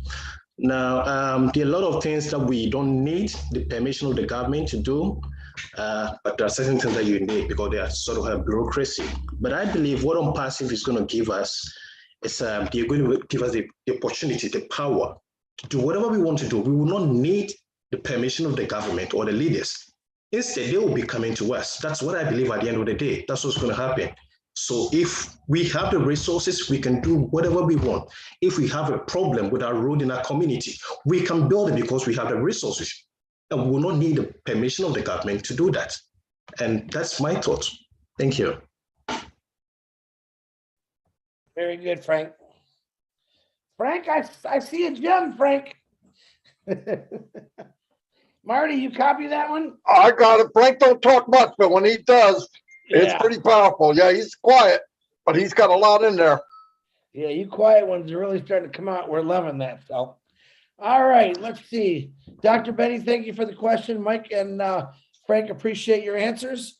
Richard Lamoot, come on, unmute yourself, Richard. I'm sorry, Chris. My hand accidentally lowered my hand.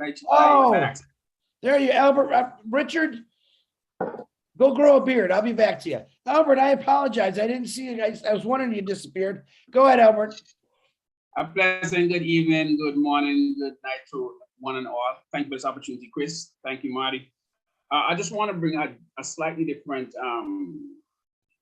point of view on the subject tonight, and I want to talk about the Caribbean region.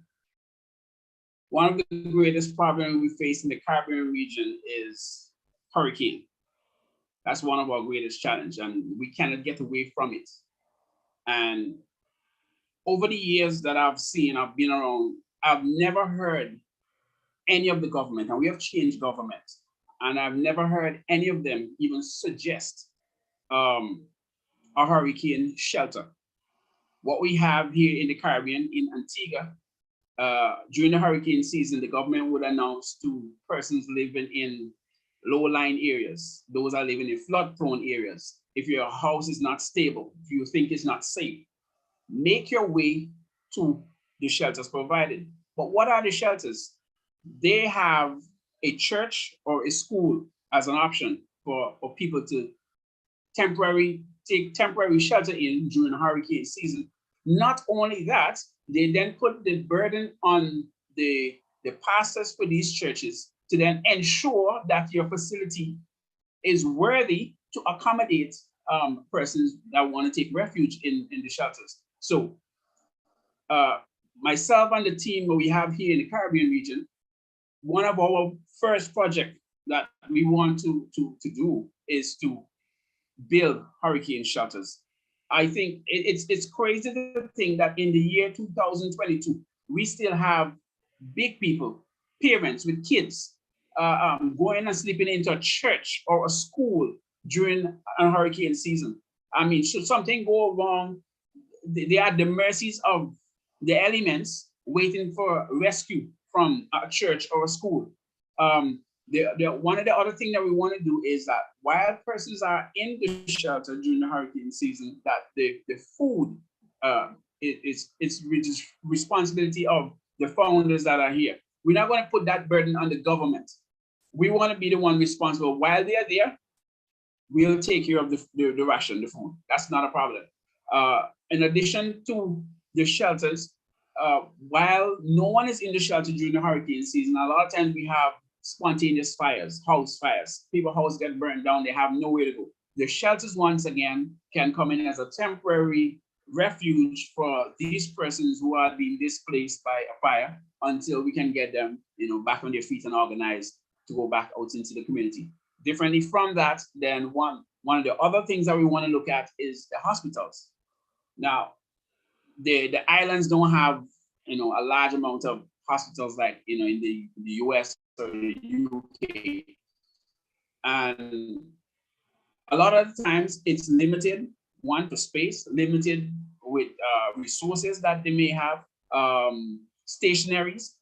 So these are some of the things that we intend to look at, to give to the hospital a constant supply of stationaries, whatever it is, because they're always running out of this. They don't have that, and it's not right. It's not fair to have patients in the hospital and they cannot get a particular item because the hospital doesn't have it, and for whatever reason, maybe coming from the government. So apart from the hospital, then we give the hospital excess so that they then feed the clinics, because the hospital is responsible, I guess, for the distribution of the resources that they have to the clinics in the nearby villages that we have. So give the hospital enough with the effort that they will share with the clinics. If that doesn't work that way, then we then go to each clinic and find out what they need and then supply whatever that they need for the clinics to function properly.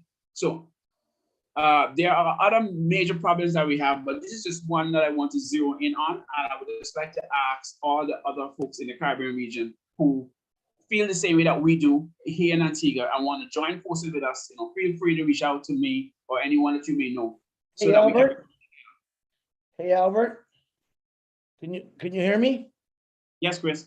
Oh, Albert, we were supposed to talk about this next Tuesday, but you brought it up now, and Janet Butler's texting me right now. They actually have something, they have this already happened in place, and she would like to know if you would join her with it. And next Tuesday, actually, it's not going to be next Tuesday, maybe. I'm actually having surgery next Tuesday. I have a hernia I'm getting fixed. So that might get postponed, depending on how I feel that day. But she, I asked her if she wants to talk about it, join you in there and what they're doing. You guys can get connected and we can talk about this next Tuesday or the following Tuesday after that. Or you guys can do it and I can watch from my hospital bed and watch what's happening. So you get with Janet Butler. She'll get a hold of you. Okay, Albert? All right, man. Appreciate it. Thanks. All right. You're welcome. Thank you. Okay. Richard, my face is smooth as a baby's rear end. Go ahead, buddy. I'm sorry. I love all you beautiful men, women, and children of the world from the bottom of my heart. You know, Mike, you're right. And again, as you notice, I got off a few times because of tears again. Chris, you keep on bringing people that are making me cry. You know, I've seen poverty. I mean, I've seen poverty here in Canada. I've seen it in the US. But Ghana, Africa, PNG. Hi, Nancy. Nice to see you. PNG's in the house. You know, it's sad. It's really sad. Number one, what OBLESS has to do is make sure that the people that we want to help are educated on the equipment or whatever is needed to do the job. So Academy comes into there. We supply them the equipment, the seeds, whatever, and then they themselves, and I bet you that all the teenagers in those countries would be very happy to learn how to drill wells and, you know, same with the food. They were saying the food gets spoiled because of lack of transportation. Well, geez, there we go. We supply the transportation. They supply their manpower. They make sure that it gets to the people. So OBLESS really is going to be there to give to the people the power of taking care of each other. Forget the governments. They're corrupt. They're gone. We're the correction to that corruption. So we got to make sure that it gets into the hands of the proper people. Like one was saying, I've seen a whole ship being sent to a country, and as you said, the government turned around and sold it instead of giving it to their people. And this is food and everything that we sent with our money over there. We've had Haiti, for example, $36 billion was given to Haiti. Where did it go? I'm not going to say the word, but it went in politics pockets, politicians' pockets. And Haiti is the same way as before that $36 billion was given to them by the world. So we, as ONPASSIVE, have to make sure that if we do have 30 million or 40 million, that it gets in the proper hands, so that the people that need it are the ones that receive it, and they're the ones that can help one another to bring society to what it's supposed to be. We are the correction to that corruption. Thank you very much. I love all of you. Big kiss and big hug to all of you. Thank you for listening to me.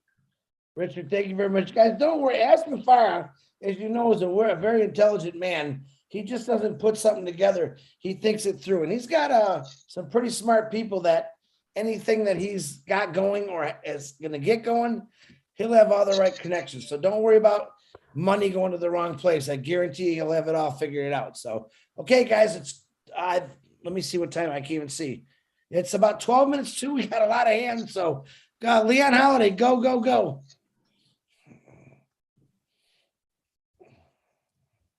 Leon, you there? Yeah, I'm here.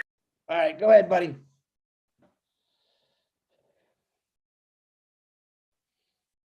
Leon, you muted yourself again.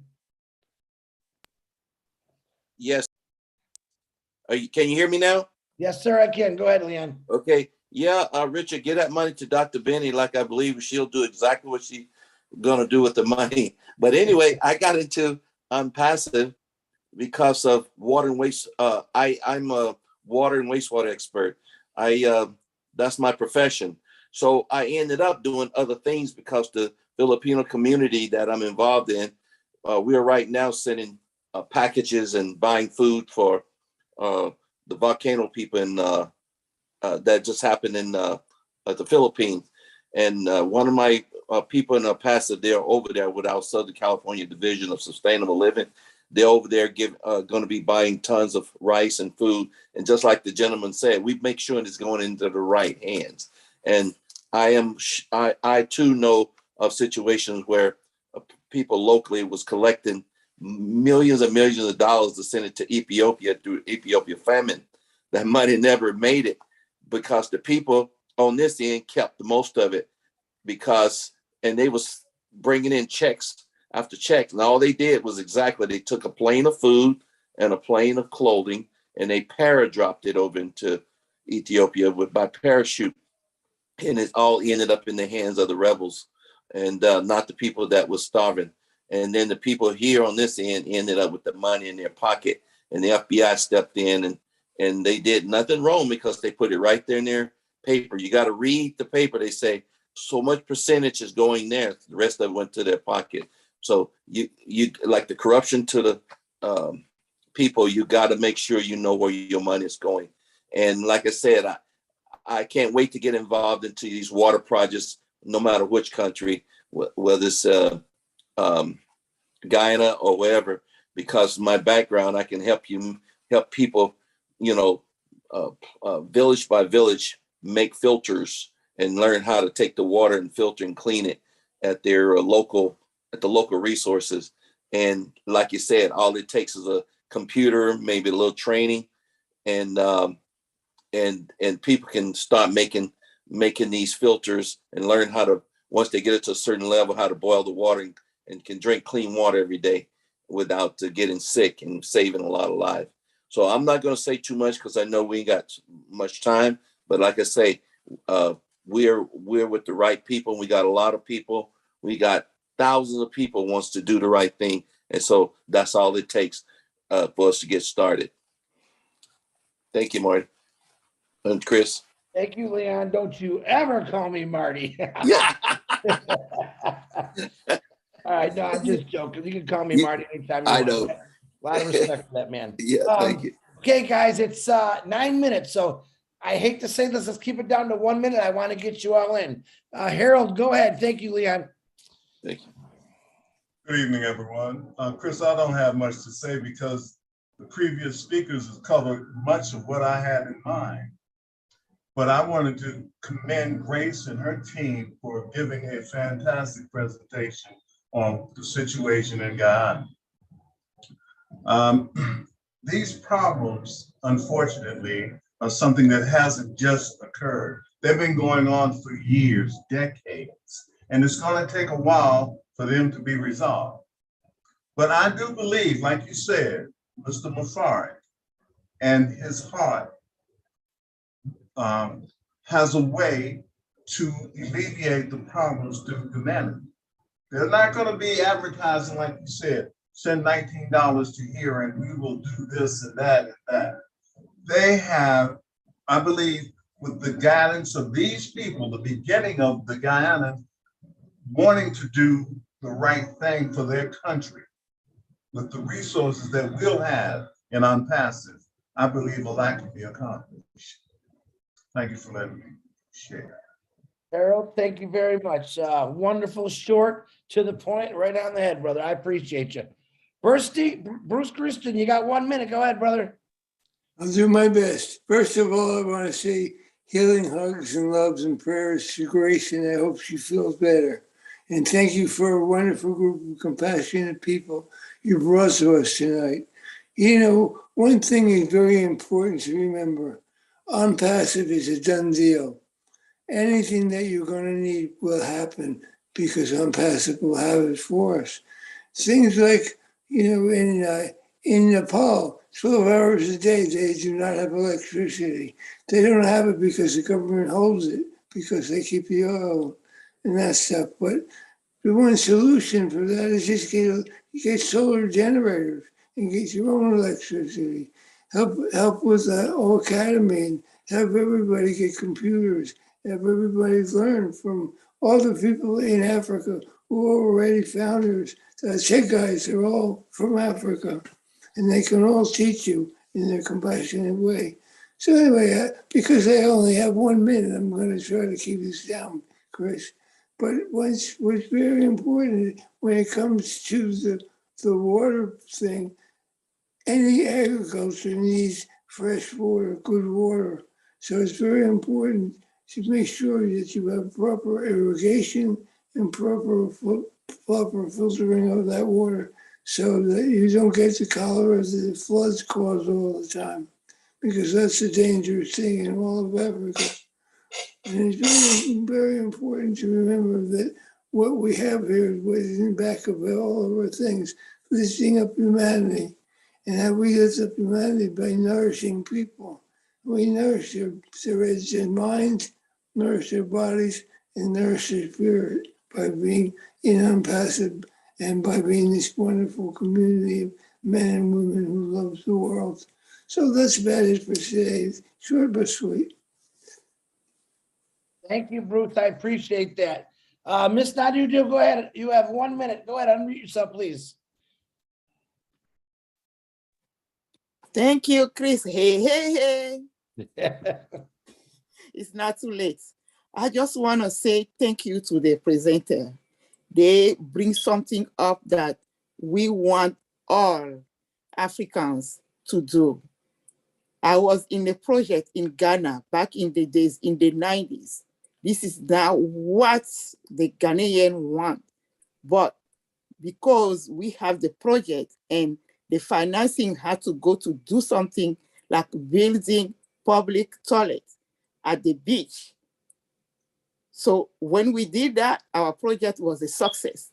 But for the Ghanaian, it's not. Guess what? When we went to check the construction, the fishermen put all the product there, whatever they use, into the building. Like the construction was there, and they use it, put the lock on it, so nobody will steal whatever they use to fish. So for Ghanaians, it was a failure, but for us going there to do something, it was a success because we bring money to do something that is there physically, you can see it. So thank for our fellow Ghanaians to bring a project that will be benefiting them, not the person who is putting the money in. That's all I have to say. Thank you. I do thank you very much, especially you got it right in a minute. Tony Monk, please unmute yourself. You got 1 minute. Wonderful words, Nadu. Okay, Chris, can you hear me? Yes, sir. Yeah, great. Thank you. Thanks for the opportunity. I know there's 5 hands up, so I'm going to make it as quickly as possible because I have consideration. I believe governments in a lot of these countries deliberately keep their people uneducated. Why do they do that? So the people don't have the intelligence to fight back. Think about the in the U.S. and in America when the white people had slaves in America. If you were caught reading a book when you were a slave, you were punished. Okay, you were severely punished. So what happened? African Americans started to become educated. Once they became educated, they became judges, lawyers, people of authority. And that stopped all that stuff. So I believe that education is extremely important. Mike Ellis brought it up earlier, so did Marty, and it hit a nerve with me. Education is knowledge, and knowledge is key. And that's what we need to teach the next generation in a lot of these countries. We need to bring a system that's going to educate them to alleviate a lot of this poverty that's going on. So that's all I have to say. Thank you. Thank you very much, Tony. Nice words. I agree with you completely about keeping people down. We're going to change that. Jake Fish, you got 1 minute. Please unmute yourself. Hello, everyone. Thanks. Feline and I were speaking tonight. She's the builder, and she can push out 5,000 small buildings and grow houses a week with her providers. The thing that we're speaking of is building micro communities and spreading them out, and so they're completely self-sufficient. You could have farms in a box, if you would, for growing vegetables and produce year-round. And you could have schools, hospitals or whatever, and just have a bunch of these micro communities so we can spread people out so they don't get oversaturated. And that way in the school classrooms, you can have smaller classes, and people would be educated, a lot better in smaller classrooms. Also, having micro communities, you can produce jobs to where people are growing their own produce, and this way they have fresh produce and food year round.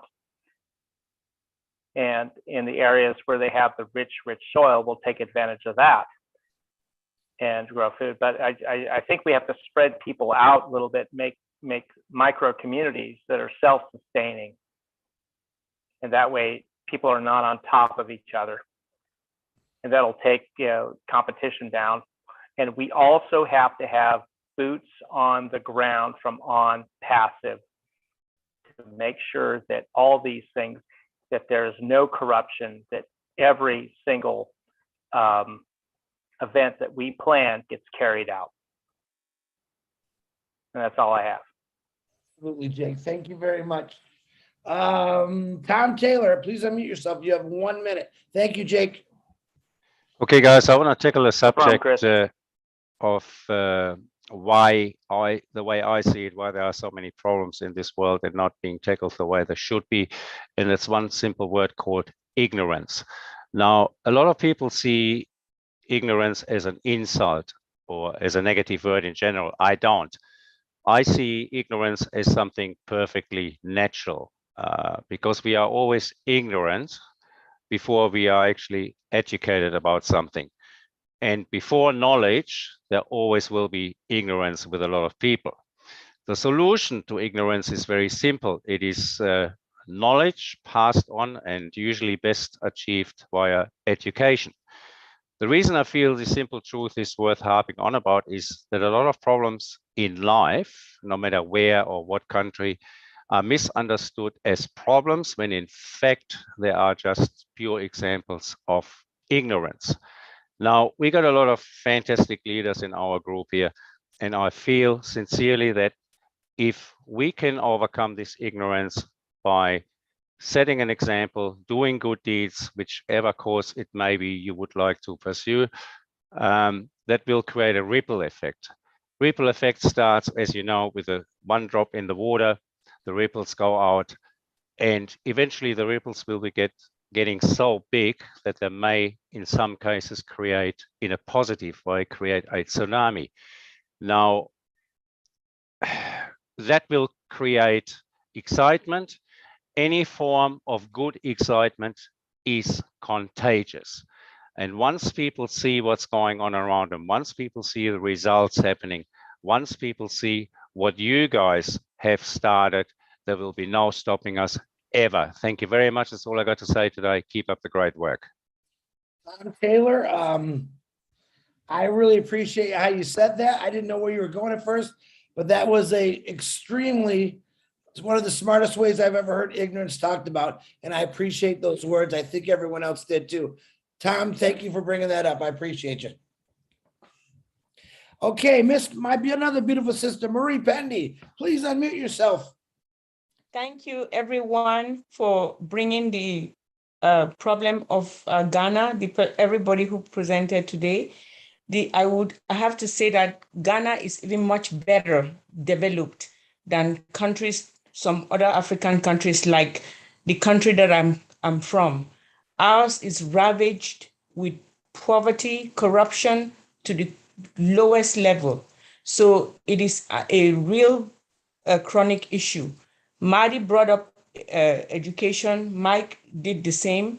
Dr. Benny brought up the loopholes that we have to get over in order to do something for the people. And somebody else said we can do something without having to go through the government, which is all true.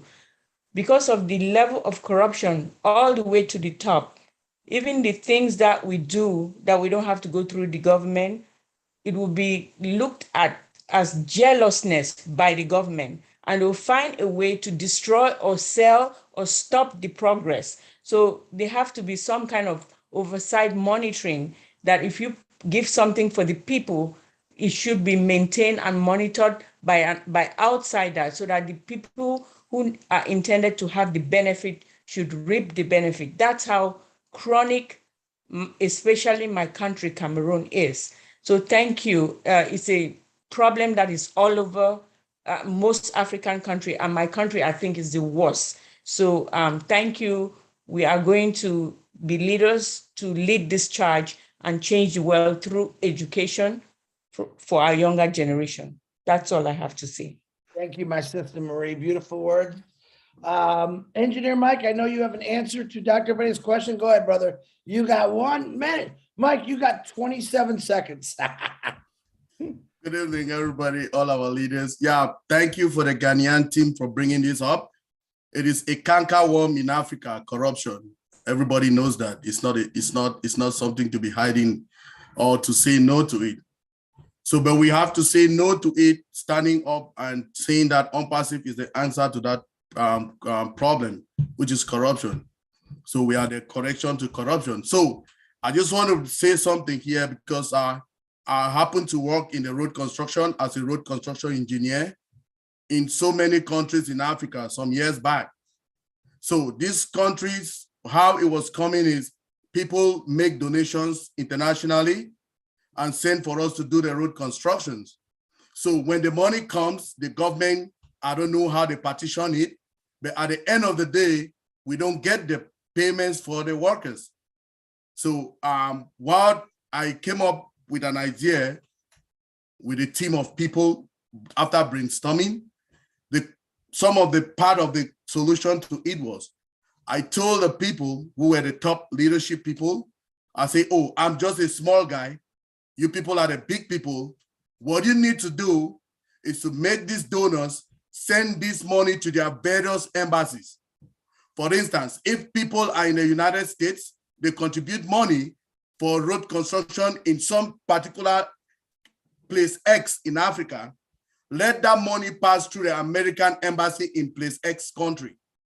So when it goes to the embassy, it has that leverage, it has that pride, it has that power. The money has some strength that nobody can go into that money to deepen into it. And that is how, during the days, in the place of 3, 4, 5 years projects that were all aligned, we had to finish those projects because the money was coming to the embassies and the people were being paid and everything was being sorted out.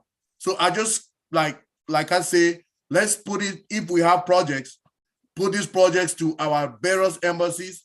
They can intervene for us and they can be the project managers for the project, and everything will be smooth. That's one part of the policy, the solution to the problem that we have concerning corruption in Africa. I was working in the road construction some years ago, and that was the solution we used. Thank you, Chris. Thank you, Michael. Thank you for waiting also. Very good words, Mike. I love that. Merthlin, you got 1 minute. Please unmute yourself. Good evening, everyone. Thank you to the wonderful presenters tonight. Chris, I don't have much to say, but I was enlightened. I would like to be on that team with Janet Butler and the guy Albert Reed from Antigua, because we have the same problem. Albert Reed is my neighboring island, Antigua and Nevis. So I would like to work on them with that project. Okay, do you have Janet Butler's information or Facebook? No. All right, she's probably listening. I think she's listening. Marcine, can you mute yourself? Oh, I'm on Zoom is dealing with me. Oh, yeah. You always tell me that. Zoom is dealing with me. So I'm sorry if my hand is on. I hear the balance of my time for next Tuesday. Okay. All right. Thank you, Marcine. Merthlin, I will get you Janet's information if she's not on here already, because she might have went to bed, but I'll get you that information. Okay, Chris, thank you. You're welcome. Okay, there was another hand. Who was the last hand? Was it Marcine? Yes, it was Marcien. It was Marcien. Marcien. Go ahead. I'm going to get you because I love you. I'm sorry, Chris. Is Zoom thing? Zoom is dealing with me. I don't know where I am. It's going off and in. My hand is coming up and down. I hear the balance of my time to somebody else, please. Okay, well, there's nobody else, so you go right ahead. Oh my God. Anyway, it's a great webinar, and I just want to say that when ONPASSIVE come up with all this opportunity, the first thing was to help everything that we have talked about tonight. It was to help the poverty everywhere around the world, and we don't have to do what has been doing before. We are looking for a new area. How are we doing things is not going to be the way that they have been doing it before. We have to bring some ideas, some new idea how to come up of doing things. So, and I think that we as ONPASSIVE and we as founder, we are going to bring that idea, and those ideas are going to help us to do the great things. So let us not kill ourselves by corruption and any other thing, because we are not the corrupt people. We are going to be the corrected of the corruption. Thank you so much. You're welcome, Marcy. Thank you. And there's no way, listen, if I'm going to give my money to anybody, Nancy from Papua New Guinea, you're getting it. Nancy, go ahead and unmute yourself, please. Oh my goodness. Sorry, Chris. Love you all. I just want to say to us that corruption is everywhere. But listen, guys, if we start a school, if we start an hospital, listen, my family is calling me to go now. If we start a school, if we start an hospital, if we do a project, let me tell us, buy every reseller position for everybody involved in your community. You know, put all these children to a reseller position, put all the women, everybody. We don't have to worry about the government. Just forget about the government, because there's a corruption that has been there for ages. This demon doesn't die until Jesus comes back. So let's do it differently, like what Marcina said. Let's do it differently. Buy a reseller position, put everybody in so they can earn something and they can have a life to continue to live. That's how we're gonna impact the world. And remember, Mr. Ash just said the other day that 8 billion people on the planet will be impacted by the projects of ONPASSIVE, by the physical products of ONPASSIVE. So why are we worried about? What are we worrying about? Our problems have been solved. Come on, guys, think different, think different. So we don't have to worry about corruption. We are the correction. So if we are the correction, come on. 8 billion people will be impacted. Mr. Ash said from the oldest, the youngest to the oldest, 8 billion on the planet will be impacted. That means that all our problems will be solved. And if we can just get everybody on reseller position with ONPASSIVE, that's it. That's the beginning of correcting that corruption. And we're going to go. Love you all. I have to get out of here. Thank you, Chris. Thank you, Martin. Thank you, Masim. Thank you, everybody. Mwah! Love you all from PNG. You all rock. Thank you very much. Love, love. Goodbye. Thank you. Hey, guys, that's what you call being taken to church right there. Thank you, Nancy. Good luck. All right, Ty, you're the last one. You just had to throw your hand up, didn't you? Look, yeah, Marty's giving me the fist now. Go ahead. Nancy, and Nancy's the one that started. She got me started. I'm sorry, I can't help it. I love that. I love you, Nancy. You crack me. You're amazing. That's right. That's right. God bless you, man. Thank you. Thank you, Ty. All right, nice to hear. All right, we did it. We did it. We did it. We got everyone's hand in. Sorry I had to rush you, but we actually made pretty good time. I want to personally thank Daryl Cook, who just finished the notes. Daryl Cook makes all the notes for the show. I want to thank Lynn Nakamoto for running the show, running the panel, bringing people in, letting me know what's going on. Julie Wen for running the panel, let me know what's going on, and the advertisement, Marty for opening it. I appreciate all the leadership that came on here tonight. Mike Ellis was a surprise for me. Thank you, Mike. And I want to personally thank I'm saying it right, Ghana. We're talking about Ghana, right? Where's Grace? Grace and Frank. Is it Frank? Yes, Frank, Chris, I'm here. Do me a favor. Now, I know Grace doesn't feel good. First of all, I'm here. I want to thank you guys all for coming on here. But I also would like you to call, because I'm terrible with names and I'm looking for everyone. I know you don't feel that good, Grace. So if you want to give, let Frank call it out. Can you call all the names out so we can show our appreciation to all of you? Whoever wants it, Frank or Grace, your call. Frank, please. Oh, thank you, Grace, and thank you, Mama Grace. Yes, I have Brother Edward Ampedu, our sister Anita Boaji, Sister Laurentia, Wahamina, and Sister Echa Bafo, and of course myself, Frank, and Mama Grace, wonderful woman. We just want to say thank you so much for welcoming us, for giving us the opportunity to share our issues back home with you. And we appreciate all the support, the opportunity given us.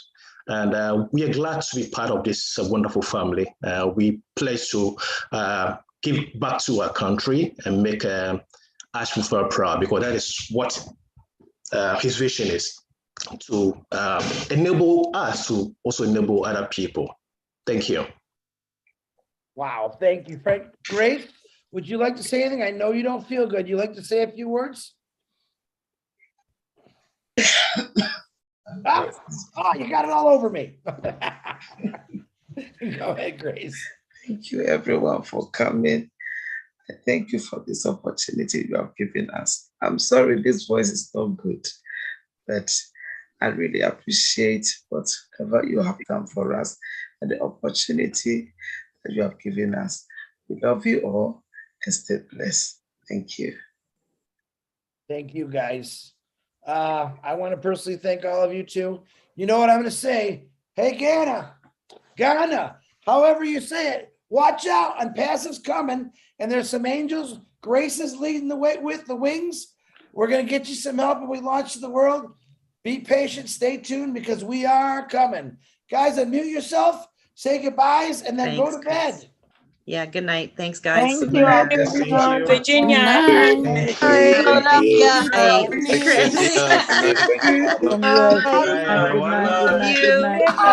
You're so excited. Good night. Good night, everyone. Good night. Good night, everyone. We are in it to win it. Thank you. Good night. Good night. Guys. Love you. Bye, guys. Thank you. Good night, Marty. Thank you so much. Night. Night, everyone. Bye. Bye, Norel. Bye, Norel. Thank you. Bye. We Love you, Norel. Love you. Thank you. Night, Chris. Night, Norel. Night, Liam. Bye, Angeline. Bye, Liz. Hi, Sugar. Hi, Auntie Liz. Thank you. Yes. Bye, Winnie. Bye. Cynthia. Thank you. Bye. Cynthia. Cynthia's happy. Only your host. Bye. Your host.